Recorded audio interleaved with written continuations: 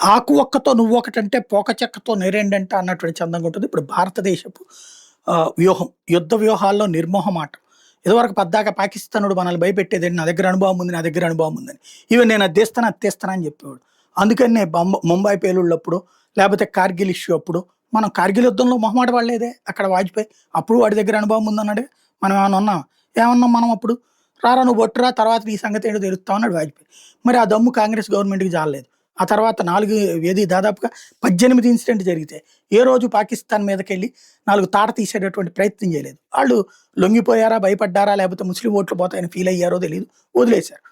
మోడీ వచ్చిన తర్వాత surgical strike 1 జరిగింది, సర్జికల్ స్ట్రైక్స్ 2 జరిగింది, ఆపరేషన్ సింధూర్ జరిగింది. ఏం బెగ్గలిగింది? అనుభవం ఏమైనా తీయగలిగిందా? తెస్తే తాట తెస్తే. ఎందుకంటే భారతదేశ సైన్యం దగ్గర, భారతదేశ ఇంటెలిజెన్స్ దగ్గర ఎప్పుడో సమాచారం ఉంది. మనం కొట్టిన గతంలోని దెబ్బకే బెత్తరపోయినటువంటి పాకిస్తాన్ ముషారఫ్ టైంలోనే అమెరికాకి అక్కడ ఉన్నటువంటి అణ్వస్త్రాలని అందించేసింది. నూర్ అహ్మద్ ఖాన్ ఎయిర్ బేస్లోనే అణ్వస్త్రాలు ఉంటాయి, కైరానా హిల్స్ అడుగున అణ్వస్త్రాలు ఉంటాయి.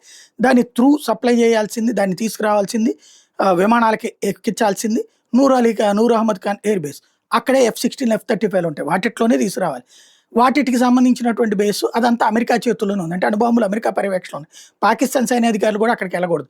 ఆసిఫ్ మునీర్ లాంటోడు వెళ్ళాలంటే ట్రంప్ పర్మిషన్ తీసుకుని వెళ్ళాలి. అట్లాంటి సిచ్యుయేషన్లో భారతదేశం భయపడిందా? ఆ కైరానా హిల్స్ మీదనే కొట్టింది. అట్లాగే మొన్న వాళ్ళ సైనిక స్థావరాలను కొట్టింది. 11 సైనిక స్థావరాలు ఒక్క పోట్లో తాట తీసి వదిలిపెట్టింది. 2 గంటల్లో వాళ్ళకి సినిమా చూపించింది.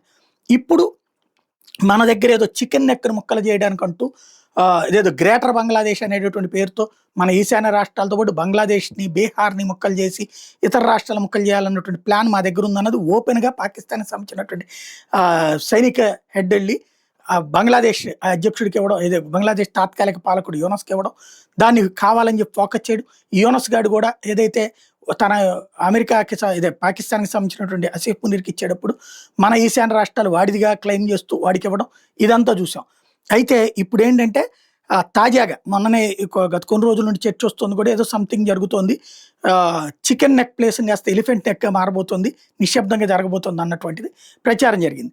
ఇందులో ఎంతవరకు వాస్తవం తెలియదు, కానీ తాజాగా జరుగుతున్న కొన్ని పరిణామాలు మాత్రం, కొన్ని రోజుల క్రితం పాకిస్తాన్ సైన్యాధిపతి రహస్యంగా చికెన్ నెక్ క్యాడర్ సమీపంలో బంగ్లాదేశ్ ప్రాంతాన్ని చూడటం, ఈ ప్రాంతం భారతదేశానికి వ్యూహాత్మకంగా కీలకమైనటువంటి సందర్భంలో భారత ప్రధాన భూభాగం ఈశాన్య రాష్ట్రాలను కలిపేటటువంటి సన్నని భూభాగం కావడం, ఆ పర్యటనలో మహమ్మద్ యూనస్ పాకిస్తాన్ జనరల్కి భారత ఈశాన్య రాష్ట్రం బంగ్లాదేశ్లో భాగంగా చూపించేటటువంటిది ఒక మ్యాప్ని గిఫ్ట్గా ఇచ్చినటువంటి నేపథ్యంలో కొన్ని పరిణామాలు చోటు చేసుకున్నాయి.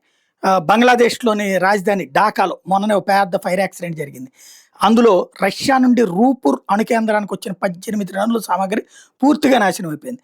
అక్కడ నుండి అమెరికాకి దిగుమతి చేయడానికి సిద్ధంగా ఉన్నటువంటి $1 బిలియన్ విలువైన వస్త్రోత్పత్తులు కూడా అందులో ధ్వంసం అయిపోయినాయి.